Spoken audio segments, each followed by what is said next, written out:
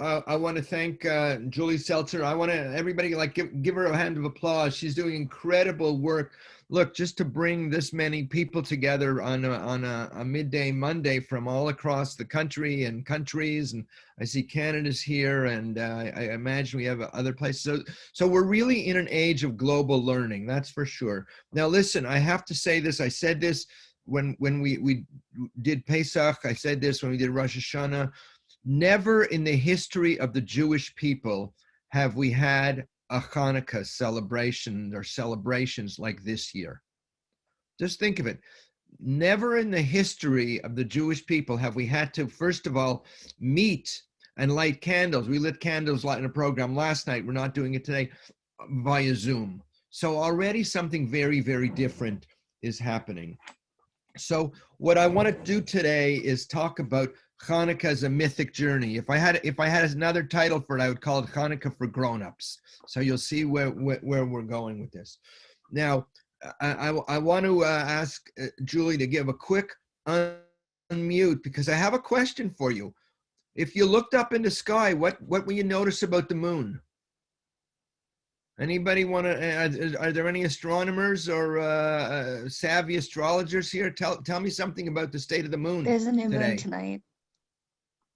Oh, so there's a dark moon. That's very, very interesting. So there's not a lot of light out. Of course, that would make sense. It would come from our Kohenet community.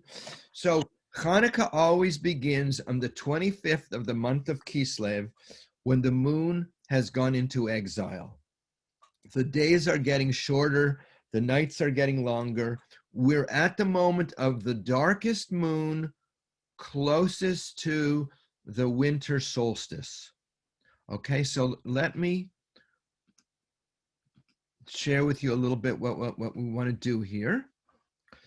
So Hanukkah always falls at the time of the dark moon, the waning moon.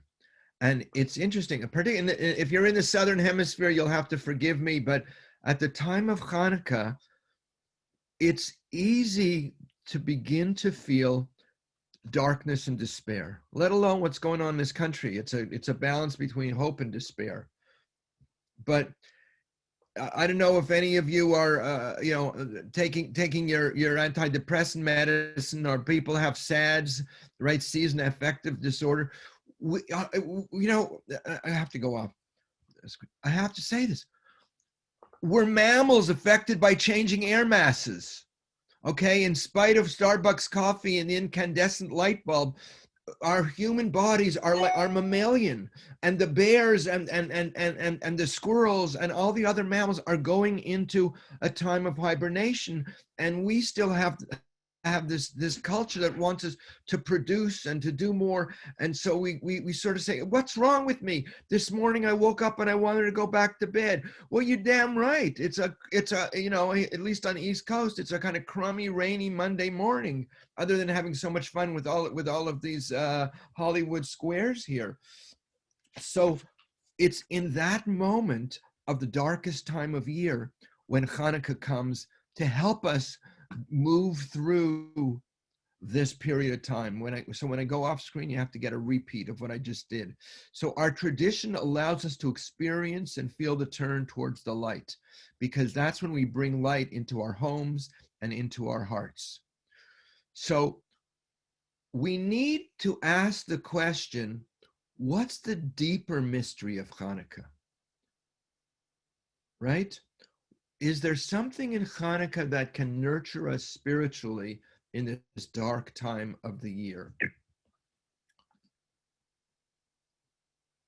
Was my volume off? Oh, there we go. Guess what, folks? We're all living through a time of uncertainty this time of year. Even though the word on, the news on the block today is there's a vaccine, but we're living in a really, really, 2020 has been a hell of a year, okay? And so we want light. Today is Rosh Chodesh, tomorrow's Rosh Chodesh, we go through bringing increasingly more light into the world. So the question you want to ask yourself to make this relevant for you, what's the darkness and despair that's touching you these days? And what's the light that you're reaching towards? Okay, that's the question we want to be asking at Hanukkah, not just what's your favorite latke recipe. We've lost touch with the deeper mystery. What's the darkness that we're wrestling with? What's the light that we're reaching towards? Because what Hanukkah does as a myth, as a story of deeper spiritual meaning, is it gives more intensity and more passion to our lives and to our search. Besides giving more calories to our body. You know, I was singing Debbie Friedman's I'm a Latka, I'm a Latka, I'm a Latka. Then I got on the scale the next morning. It was like, damn it. You know, I'd rather be Frosty the Snowman or Rudolph the Red-Nosed Reindeer than a Latka. Okay. All right, so we got to do this again. It repeats itself when I go back. I have to find a better way to do this, but here we go. This is the Hanukkah that we inherited. We inherited Happy Hanukkah, Hanukkah Geld, light candles.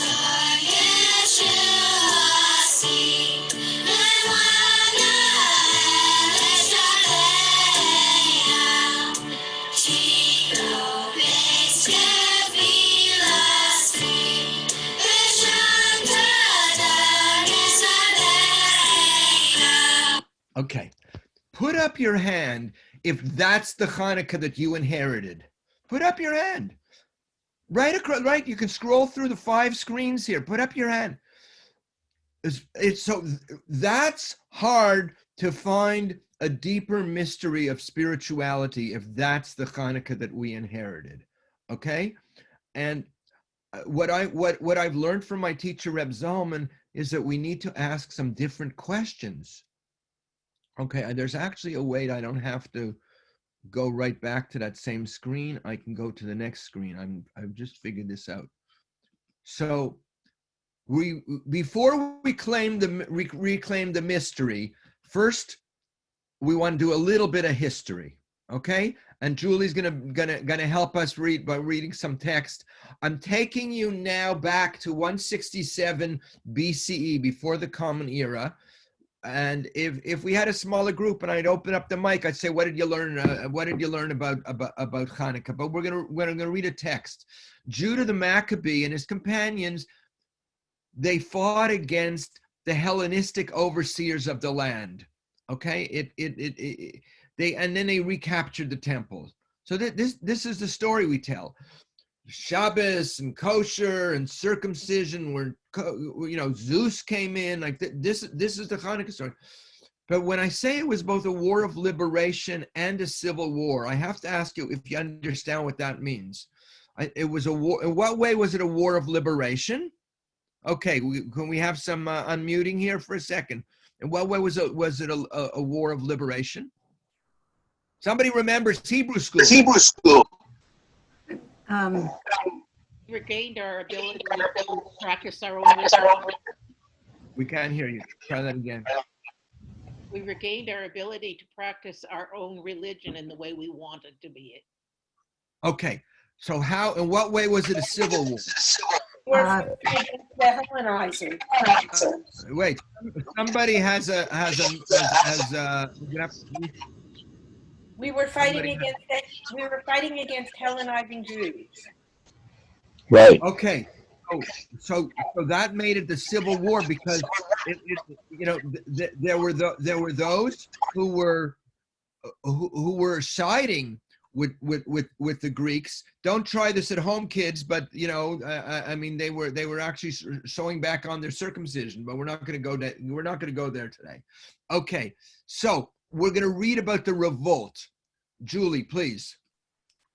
And Judah and his brethren went up into Mount Zion. They saw the sanctuary desolate, the altar profaned, the gates burnt, and the chambers joining to the temple thrown down. Then Judah appointed men to cleanse the holy places and remove the stones that had been defiled into an unclean place. Then they built a new altar and made new holy vessels and brought in the menorah and the altar of incense, and they sanctified the temple and made new holy vessels and brought in the menorah and the altar of incense and they put the incense upon the altar and lighted up the lamps that were upon the menorah, and they gave light in the temple. Okay, it was a time of renewal, and then go on. And they arose on the 25th of the month of Kislev, and they kept the dedication of the altar 8 days and offered sacrifices with joy, sacrifices of salvation and of praise.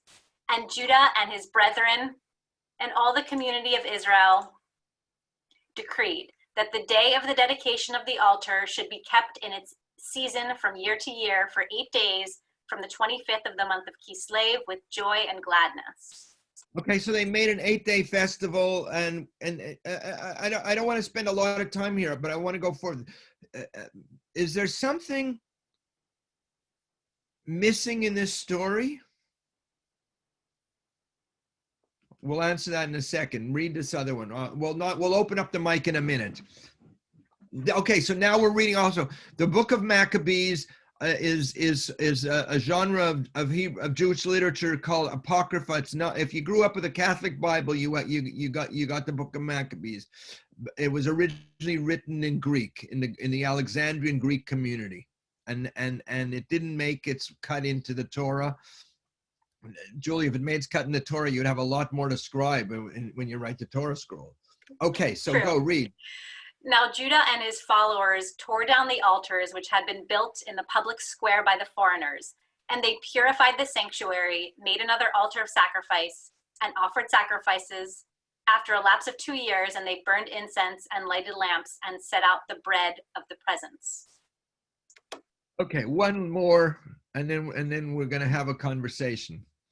And remembering how not long before, during the feast of Sukkot, they had been wandering in the mountains and caves like wild animals. Therefore, bearing ivy-wreathed wands and beautiful branches and also fronds of palm, they offered Very pagan. Go. They offered hymns of thanksgiving to him who had given success to the purifying of his own holy place. They decreed by public ordinance and vote that the whole nation of the Jews should observe these days every year. Such then was the end of Antiochus, who was called Epiphanes. Okay, so we can open up the for some conversation. What's missing from this story? Yeah, and if anyone would like to comment, please use the virtual raise hand function or put in the chat to me that you would like to be unmuted. I think there's probably too many people. When everyone unmutes at the same time, it's hard to. All right, Stephen Finkelstein is there asked to unmute him. Go ahead, Stephen. Yeah, so we're missing the whole thing about the miracle of the oil, 1 day lasting 8 days. That's not in the story. So this is a problem because I've just read you the texts that are closest in time to the event. Right, it'd be like reading like last week's New York Times, or next week's New York Times didn't happen this week. How come? Where'd it go? Yeah, please. Someone named iPhone 612. Where are you in Arizona? There's somebody, Julie. There's a hand up over there. Okay, as I get iPhone, I'll just mention that in the chat, several people have mentioned that God is missing. God is missing. Well, actually, it's not fully true that God is missing. They repurified his temple. It should have been a capital S. It's God's temple, but God is not a player in this. That's right. That's right. Can I say something, please? Yeah, go. Well, Hanukkah is supposed to be more than just spiritual. It's supposed to be like fun and exciting, like. And like it's hard when we can't be with our families. It's supposed to be a fun holiday, not like a sad holiday. It's supposed to be fun. Okay, well, I'm going to try to make this presentation fun. So let's keep going. Let's see, because I there's a question where I'm going. There's more hands up. We're going to have more time to talk. So I promise you. Okay, so let's do this. Okay, Julie, one more. Now, okay, I'm taking you on a trip. Jules Litwin is there. He knows my mother was a travel agent. So now we're traveling to the 4th or 5th century Babylonia. Okay, so the destruction of the temple took place in what was then Judea, in the land of Israel, roughly the 2nd century before the Common Era. So this is almost 500 years later. Please. Our rabbis taught, on the 25th of Kislev commence the days of Hanukkah, which are 8, on which a lamentation for the dead and fasting, the chat box just covered it, on which a lamentation for the dead and fasting are forbidden. When the Greeks entered the temple, they defiled all the oils therein, and when the Hashmonean dynasty prevailed against and defeated them, they made search and found only 1 cruse of oil, which lay with the seal of the high priest, but which contained sufficient for the 1 day's lighting only. Yet a miracle was wrought therein, and they lit the lamp therewith for 8 days.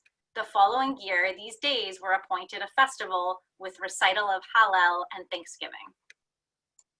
Okay, thank you. So all of a sudden, 500 years later, we get this story of the cruse of oil.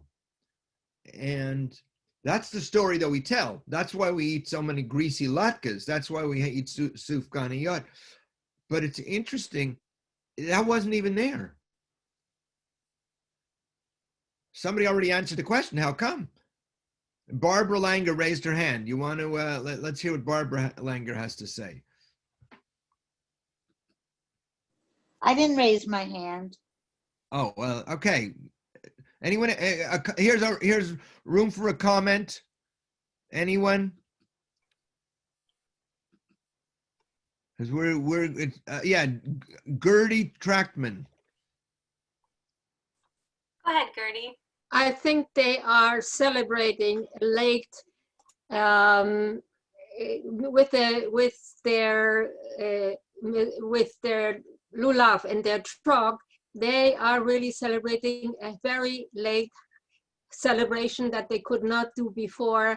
And at that time, it was called Hachag, the most important holiday that they could not celebrate then. And they're doing it late, that's all. Okay, so that's right. Hanukkah is like a belated Sukkot because this year we couldn't have a Pesach Seder, so we'll when we get out of quarantine we'll invite all of the family over for Thanksgiving, but that doesn't explain why all of a sudden in the 500 years later the rabbis created this whole sense of the cruse of oil. So I want to go back onto the screen and try to answer that question. Hang on, let me make sure I don't cut myself off. I once did that and won't do that again. Okay, just a second.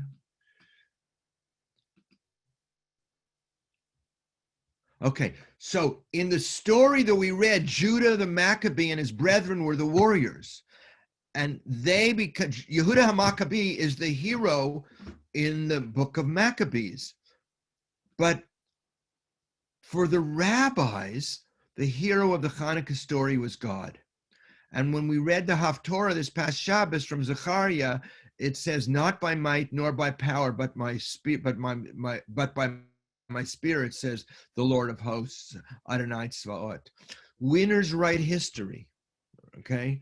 Winners write history. The rabbis retold the story of Hanukkah in a very different way. We have in the Mishnah, Seder Moed is one of the tractates, and it has something on Shabbat and on Pesach and on Yom Kippur and Sukkot and on Megillah, for Esther, on Rosh Hashanah, on fasting, on temple sacrifices. Where is the tractate on Hanukkah? The reality is, the rabbis were not so big on Hanukkah. Okay, I know it's as if I'm telling you that Santa Claus doesn't really exist, so you'll forgive me. For the rabbis, the Hashmonean dynasty became very corrupt.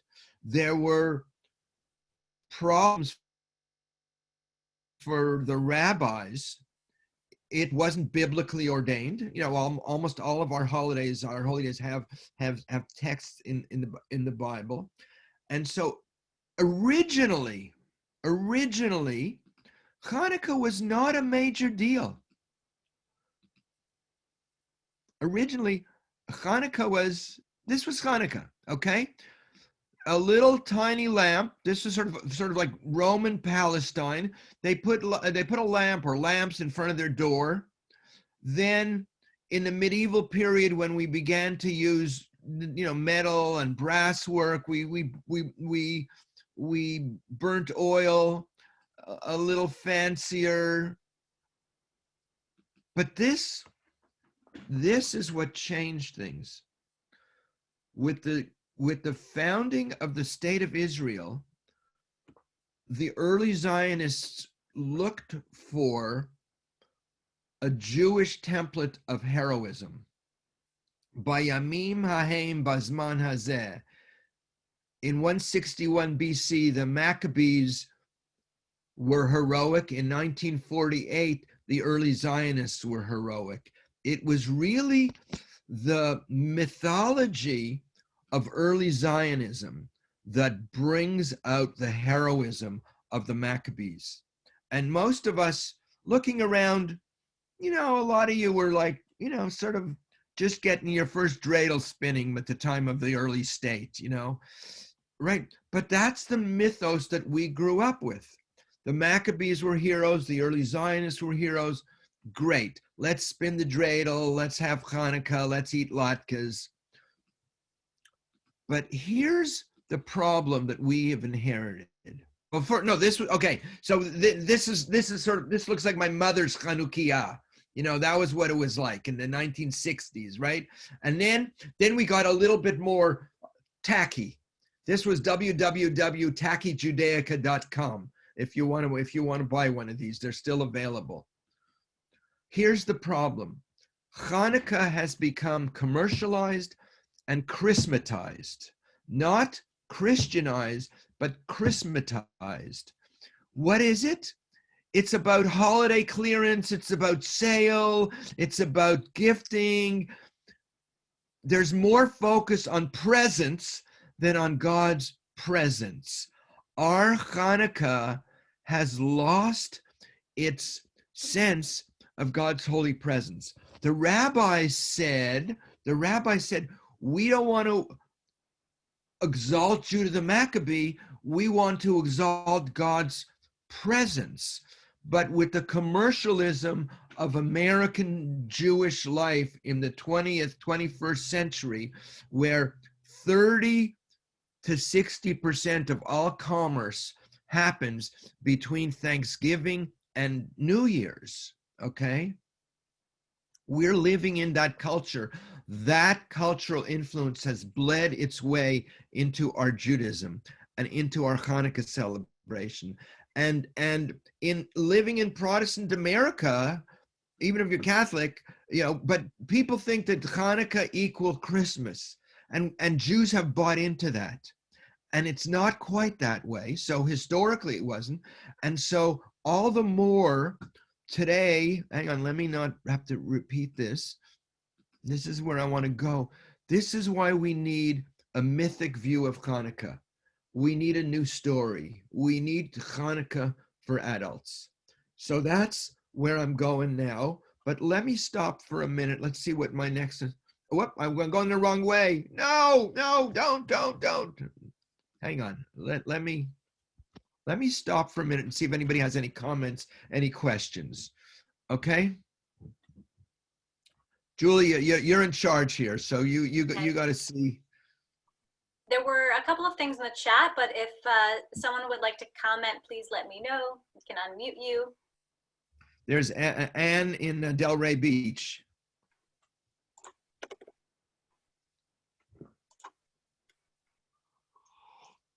Go ahead, Anne. Can you hear me? Okay. Yeah, we can hear you. Okay. I've been reading about Maccabees 1, 2, 3, and 4. And that, as you've discussed, the rabbis later decided that the story was too much of the heroes rather than the miracle.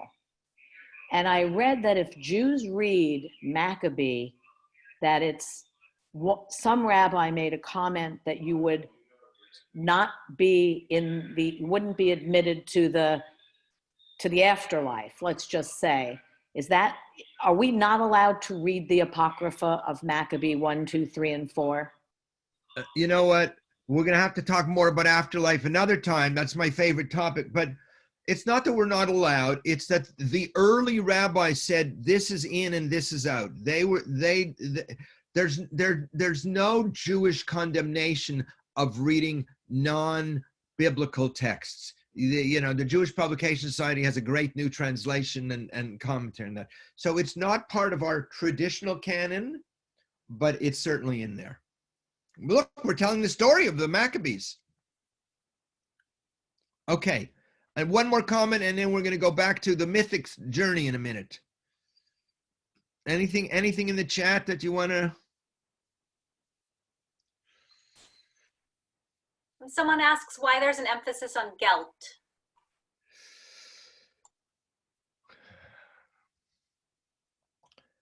It was, it wasn't such a big holiday. Gelt strengthens our generosity. I'll just leave it like that. I'll just leave it like that. Actually, I did this in my Yizkor talk where Judah and the Maccabees they gave us an offering of money to redeem the souls of their brethren who were killed in the war. I don't know if it comes from that, but it's not chocolate. It was not chocolate.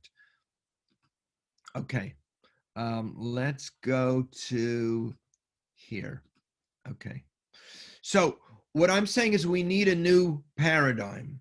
Reb Shneur Zalman of Liadi said, he related the word Hanukkah to chinuch. Chinuch means education. We need to keep educating ourselves about Hanukkah. So here's where I want to go. You've heard this before. In the Passover Seder, it says, Chayav Adam lirot et atzmo ki'ilu hu yatsa miMitzrayim. It is incumbent upon everyone to see themselves as if they themselves had departed from Egypt.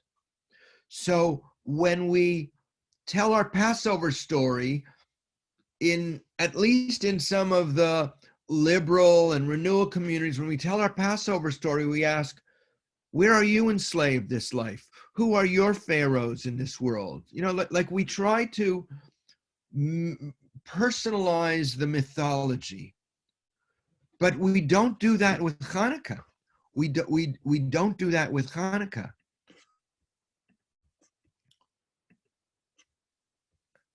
Okay, I'm here. And I want to ask, what does it mean to apply this? It is incumbent upon everyone to see themselves as they departed from Egypt. What does it mean to see ourselves as Maccabees responsible for cleansing and dedicating the temple? Okay, so just hold that question, because we don't ask that question. We say, what's your favorite latke? You say, do you like latkes or sufganiyot? You show off your menorah on Facebook. We think that's Pirsuma Nisa. It's advertising the miracle. I love all the pictures on Facebook.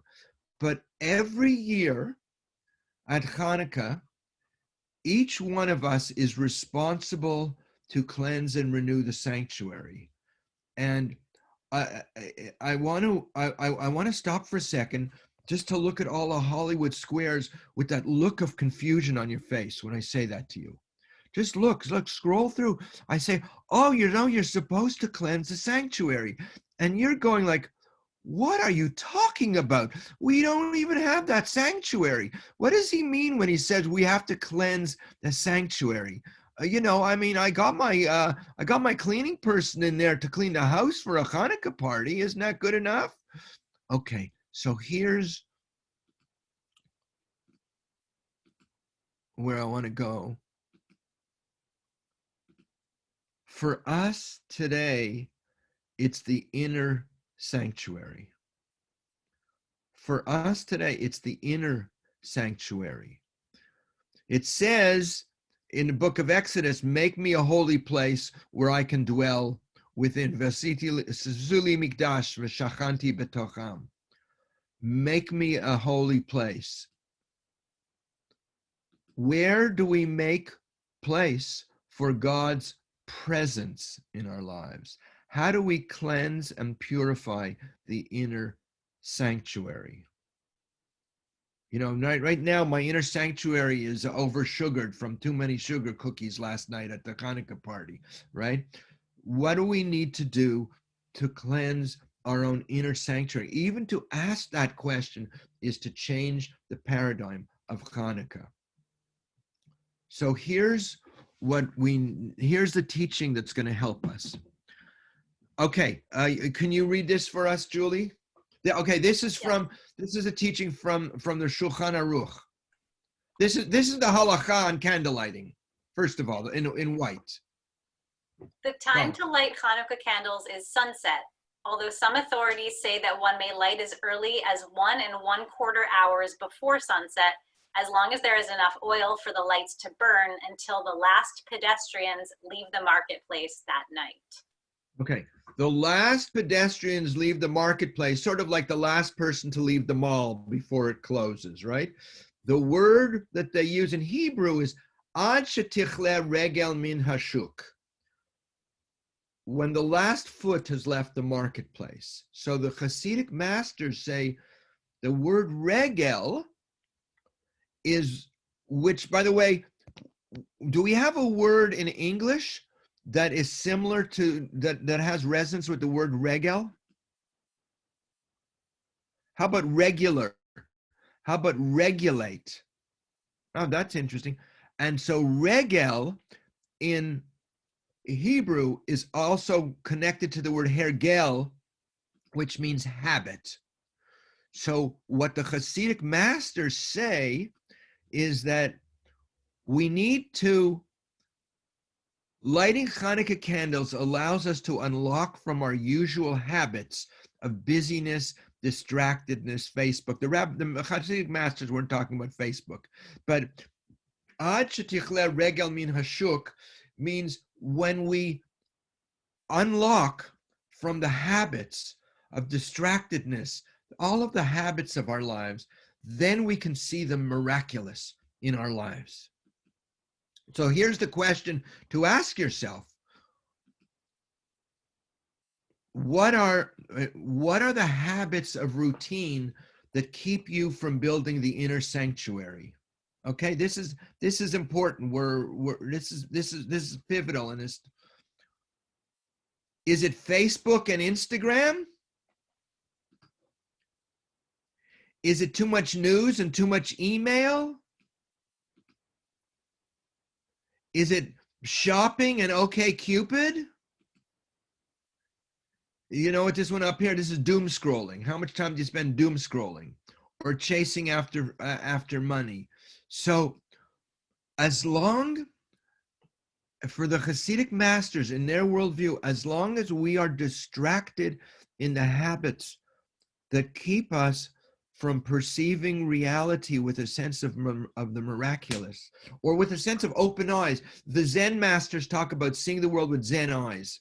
You know, I confess, I wake up in the morning and my wife says, why don't you go right to doing your meditation rather than check your iPhone? It's like, I want to know whether the world is going to blow up. But, you know, I want to know whether my daughter's going to send me a text saying, you know, her car broke down at 3 o'clock in the morning. Can I come get her? Because I had those years of that, right? So often I confess, you know, Facebook, Instagram, Amazon.com. I'm not on OkCupid, but if you find me there, please erase my profile, right? What are the things that you do that keep you in this kind of busy mind of habitual mind? Because Hanukkah comes along and says, wait, can we renew our sense of appreciating the mystery and the miraculous? Hanukkah, it tells a story of a miracle. Do we see miracles in our lives? Do we see the blessings? No, not in 2020. In 2020, we read the news headlines and we want to go back to bed for the next 6 to 12 months. Oh, wait, I can't go to that one because then I'm going to have to run all those. Where am I? I'm here. Okay. So when you unlock yourself, am I doing this one? No. When you unlock yourself from habits of mind, then the miraculous becomes real. You see light amidst darkness, and clarity and light replaces chaos and confusion. So Hanukkah comes along to help us see clarity and light, and the truths of wonder and mystery open up for you. And we've lost touch with that because we've gotten so Christmatized with our Hanukkah celebration. So what we need to reclaim is contemplation of Hanukkah candles. Like, what's your own spiritual practice of reconnecting with the sense of the mystery at Hanukkah? So the teaching is that one is to do no work while the Hanukkah candles are burning. So in my house, one thing we try to do is sit quietly and contemplate the Hanukkah candles. That's a spiritual practice. So what's your contemplative practice around Hanukkah? What I'm saying is we want to reclaim Hanukkah as a contemplative practice because we've lost touch with so much of the mystery. I could stop for a couple of comments here, and then there's a little bit more, but we'll have. I see I'm going to have time for open question at the end. But anyone, some comments, some questions here from James. There's something in Hanukkah's revision had to do with living in the United States and Christmas being so overwhelming. So maybe it's for both Jewish pride and something to hold on to. Our identity other than the symbols of Christmas, especially parents with children. When the Jewish population was smaller, different attitudes. Maybe as the decades went on, just spiraled out of control. And if we're not for the coincidence of both holidays being in December, we would not have the competition or need for it. That's right. So that's why we need a 2.0. That's why we need a new paradigm because it's been so affected by Christmas. Okay, Deborah Julie, had a anyone? question. Go. I really appreciate what you've just said because I always had, as I was raising my children with the knowledge I grew up with in the 60s about Hanukkah, I had a really hard time explaining to them what made Hanukkah even okay. Like there weren't big presents like Christmas, and you didn't have the flashy tree, and we just had candles, and like there was no significance to it that could make it seem relevant in the Christian environment. And so Christmas we always paled by comparison. It was like, oh mom, like who cares about Hanukkah? It's not Christmas. So this gives it some real meaning that we've been missing for a long time. Right. I mean, if we're in a competitive place, then it's very hard. But if we want to show if we can communicate to the next generation the deeper mystery of it, you know, the magic in it, really, then I think that's what we want to be able to do. Cheryl Roth Frank.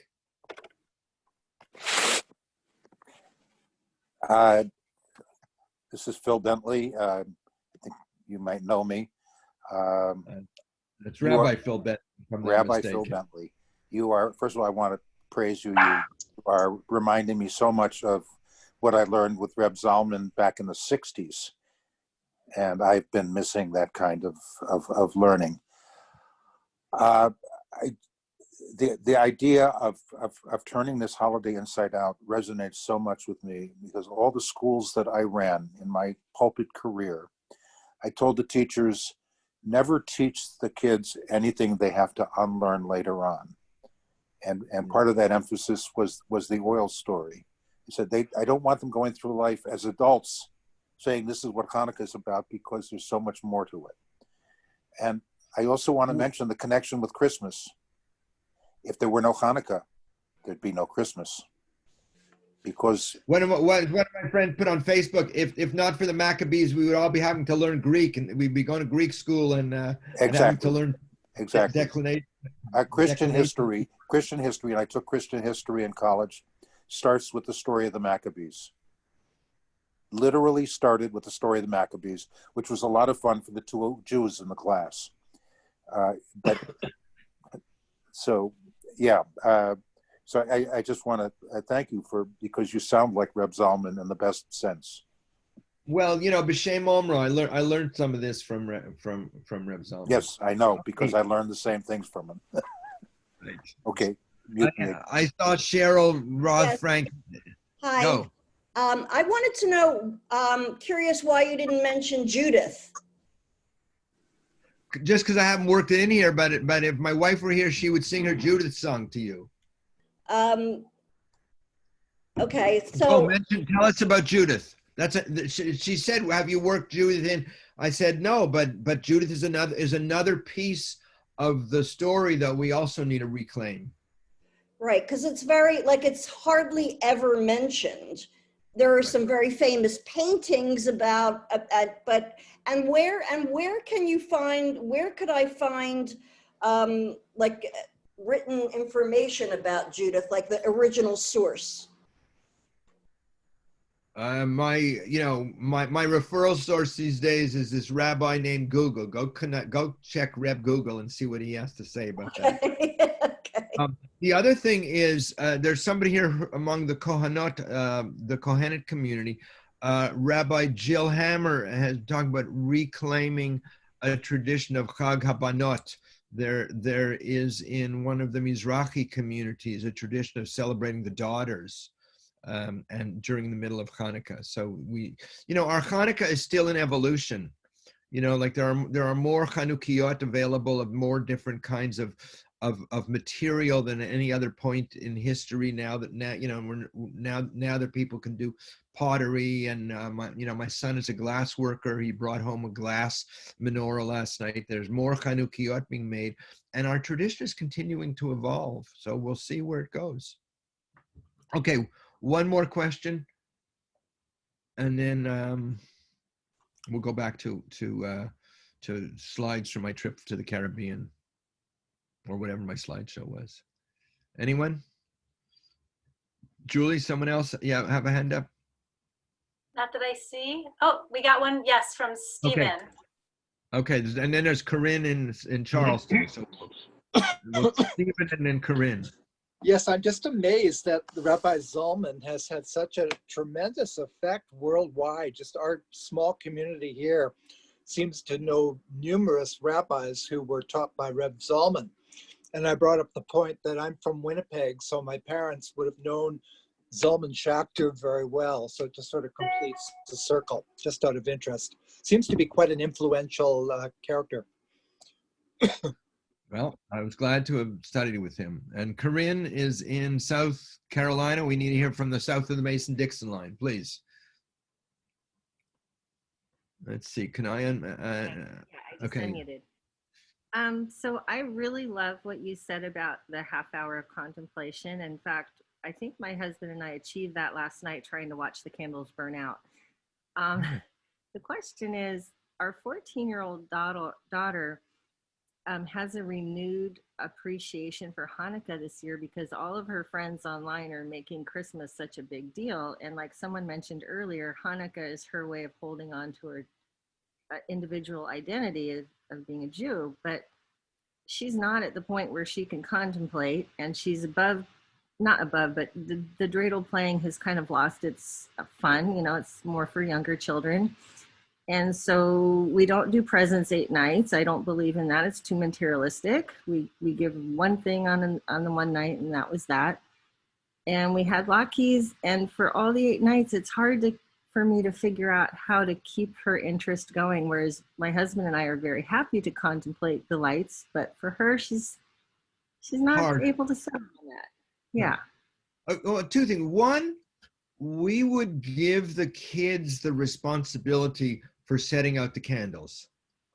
Like, we're gonna light candles, you take it. So even to give a 14-year-old a lighter or whatever to wax it, they become like the Levites in the temple. So Try that. She does not like lighting anything. She does not like handling matches. She does not like holding the. You got to let her pick out the colors. You got to let her pick out right. The other thing, my wife keeps all of the nonprofit solicitations that we get in the mail. So she keeps at least the envelope or something, and for charity before Rosh Hashanah, right? And before Rosh Hashanah and one night during Hanukkah, we pull them out. And she, we have 2 kids here, but who wants to donate what to what organization? So it was like, you know what, I want to do something for animals. I want to do something for Jewish feminism. I want to do something for the environment. I want to do something for whatever it is. So again, it's like, what's our present tonight? Tonight's not a present night. Tonight's a night about our giving to others. So I think that's a very hands-on kind of way to involve kids, and I think it's problematic. But again, even if she's not big into contemplating the candles, and you got to close the lights and make it a little more, we got to create magic. We got to create visual magic. Okay. Was there Judith Springer, and then I'm going to go back to I'm going to finish up a couple of more slides, and then we'll have a few more questions, but one more. Perfect. Yes, 2 things. One, I really wonder if Hanukkah didn't happen as close to Christmas. I've often wondered, and it happened in the summer or whatever. It would take on a different challenge, a different meaning, because it's not competing with Christmas as far as, in our mindset. But the second comment I have is, both as a child and now with my children and with my grandchildren, we were mesmerized by the Hanukkah lights. And, we hardly played dreidel, but the game we had was, once the lights were lit, we would decide who would get the bragging rights for choosing the candle that burned out last. And I can't tell you how much joy that has, elicited during. I have pictures as a kid with one type of a Hanukkah, and then with my growing up, a different one, and with my grandchildren, and it works every time. And multi-generations want the bragging rights. Right, that's great. I want to go back, Corinne. I want to say, my daughter is a chef.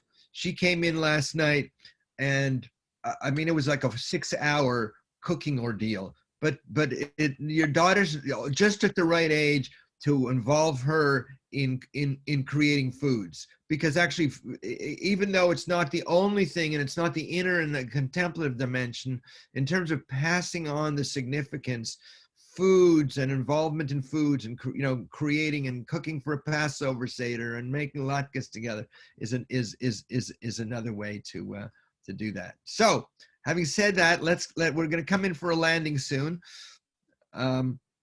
So contemplating of the candles allows you to, Reb Zalman would say, Phil Bentley, this is for you, I just want to look at the light outside, the light inside. I want to see more deeply. I want to be lit up. I want to be enlightened. So we want to illuminate the extinguished spirit. And so as you contemplate the candles,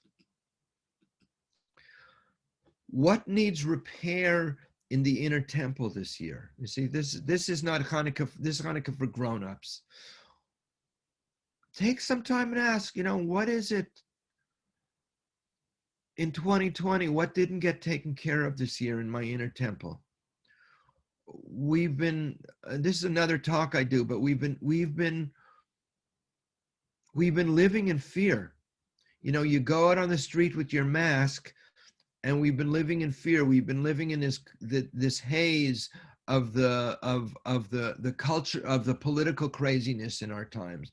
So what needs repair in the inner temple? What requires renewal? These are the Hanukkah questions, not only what's the nice recipe. What do you need to rekindle the eternal flame? Buried beneath the rubble of our disappointments, we find the miraculous spark of our divinity, the awesome knowledge that we are each created in the image of God. So to go back to Chayav Adam Lirod Et Atzmo Ki'ilu Hu Yatsa Mitzrayim, you know, everybody has to see themselves as if they were there either back in the time of Egypt or with the Maccabees. Even if you take the myth, the myth of the oil is they found something to keep the spirit alive amidst the rubble. What can we find in the rubble of our lives this year, where people have lived through a lot of death, a lot of loss, a lot of grief, a lot of disappointment about things happening in the culture, a lot of family stories that I've heard.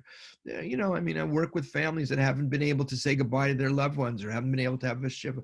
There's been a lot of rubble. There's been a lot of disappointment in our lives. So there, beneath the rubble, is the awesome knowledge that we're each created in the image of God. So this is the spark that illuminates the menorah of our soul, looking deep inside and reclaiming our own inner divinity.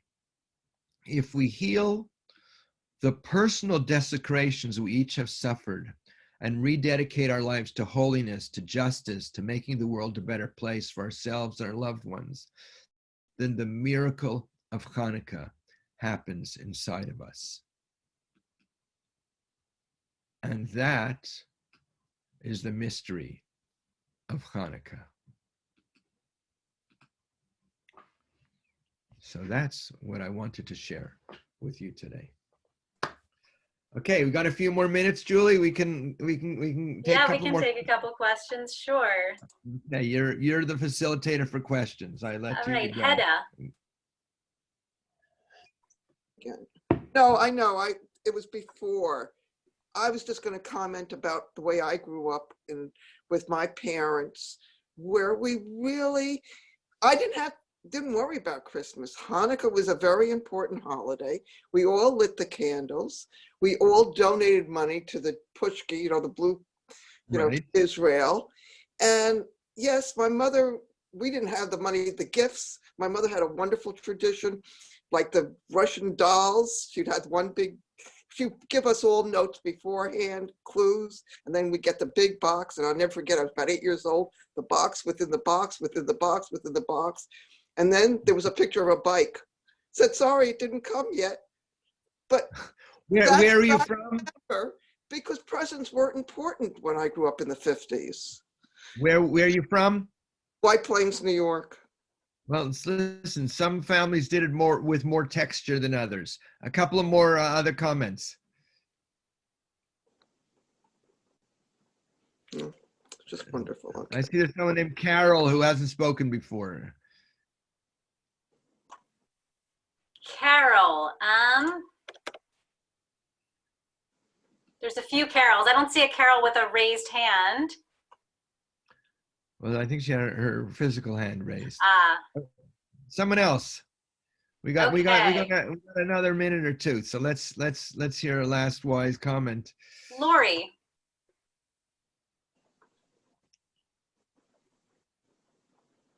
Hi, I'm from Encino, California. Okay. We yeah, hear you. Okay, good.